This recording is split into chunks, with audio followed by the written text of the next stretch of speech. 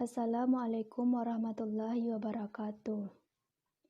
Baiklah, pada video presentasi hari ini, saya Suci Permatasari dengan NIM 20042048 dengan program studi Ilmu Administrasi Negara pada mata kuliah Studi Masyarakat Indonesia yang dibimbing oleh Bapak Novion. Hari ini saya akan menyampaikan presentasi mengenai pengenalan budaya suku Minangkabau. Baiklah, yang pertama kita masuk sejarah dan asal-usul suku Minangkabau. Sejarahnya bermula pada masa Kerajaan Adityawarman, di mana Raja Adityawarman adalah raja pertama yang memerintah di Pagaruyungan, pusat Kerajaan Minangkabau. Tidak hanya itu, dirinya juga merupakan raja pertama yang memperkenalkan sistem kerajaan di Sumatera Barat. Sementara itu, kata Minang yang dipakai pada desa ini berawal dari adanya isu yang beredar bahwa Kerajaan Pagaruyungan akan diserang oleh Kerajaan Majapahit dari Provinsi Jawa. Atas kerajaan tersebut, maka terjadilah peristiwa adu kerbau. Peristiwa adu kerbau ini akhirnya dimenangkan oleh kerbau Minang. Kemenangan tersebut memunculkan kata Minang dan Kabau, hingga pada akhirnya sampai sekarang dikenallah dengan sebutan Minangkabau.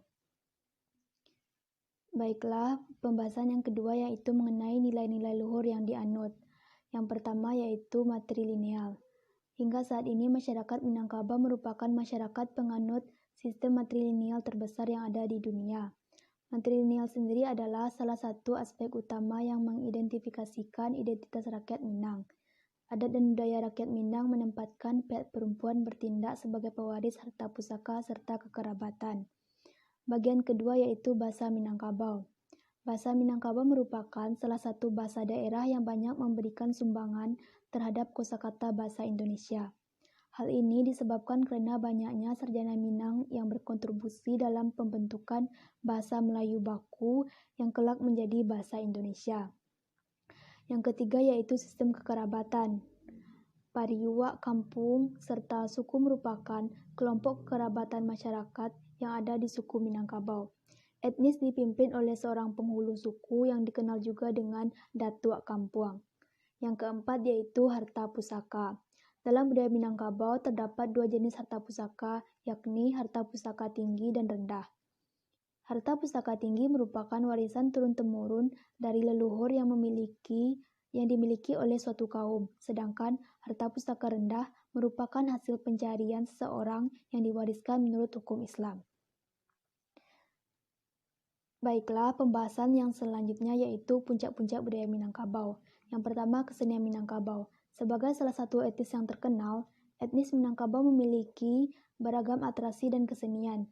Di antaranya yaitu yang pertama randai, yang kedua talempong, yang ketiga saluang jodendang, dan yang keempat tari piring. Yang bagian kedua yaitu kuliner Minangkabau. Salah satu masakan khas suku Minang yang telah mendunia adalah rendang, yang dimana mendapat pengakuan sebagai salah satu hidangan terlezat yang ada di dunia.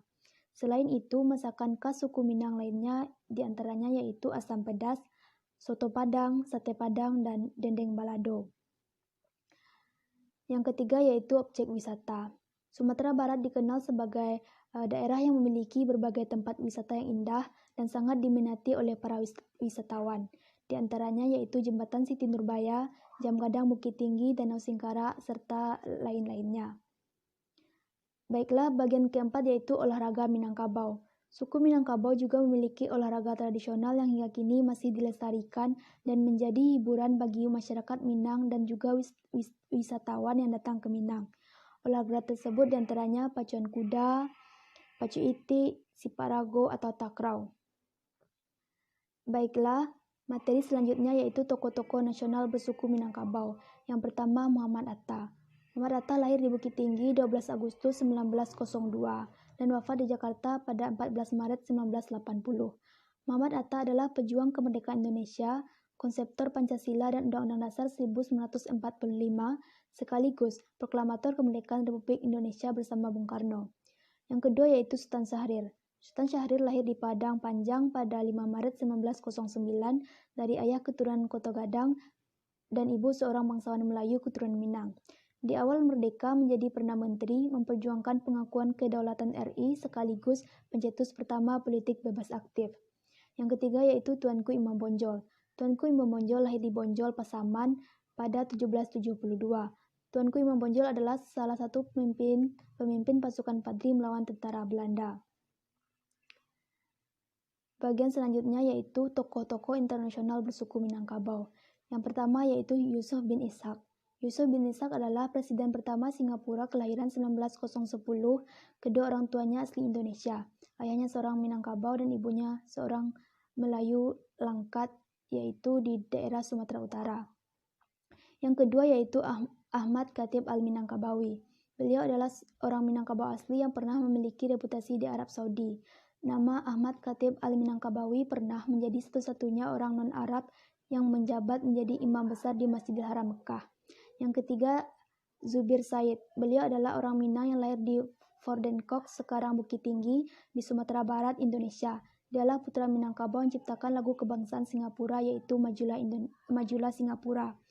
Beliau juga resmi menciptakan lagu Hari Anak Singapura, yaitu Semoga Bahagia.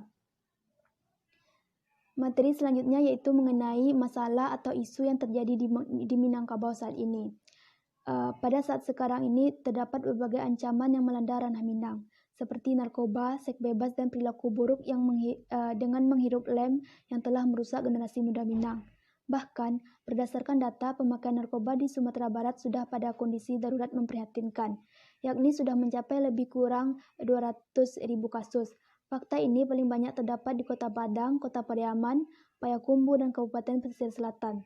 Selain narkoba, ada juga ancaman dari perilaku penyimpangan LGBT yang tidak sesuai dengan ajaran agama dan adat budaya Minangkabau.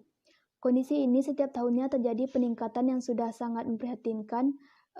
Untuk itu, tentu kita berharap kepada tokoh lembaga adat nagari agar bersinergi dengan pemerintah untuk bekerja sama dengan tujuan mencegah terjadinya perilaku negatif para remaja Minang dari LGBT dan penyimpangan lainnya.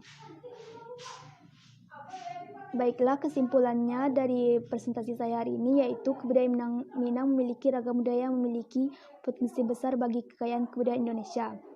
Orang Melayu umumnya diidentitaskan sebagai orang yang tinggal di tanah Melayu, beragama Islam dan melaksanakan adat istiadat Melayu. Namun sebenarnya Melayu sendiri ibarat rumah yang diisi oleh berbagai macam penghuni dengan berbagai macam jenis pandangan hidup pula, dan tidak harus orang yang mendiami daerah Melayu. Kebudayaan Melayu harus senantiasa kita jaga dan kita lestarikan, mulai dari memperkenalkan kebudayaan-kebudayaan kepada tiap-tiap generasi, diantaranya melalui pendidikan kebudayaan Indonesia, khususnya kebudayaan Minangkabau.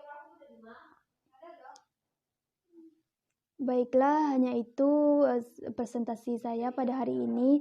Semoga bermanfaat bagi teman-teman semua. Wabillahi taufiq wa hidayah. Assalamualaikum warahmatullahi wabarakatuh.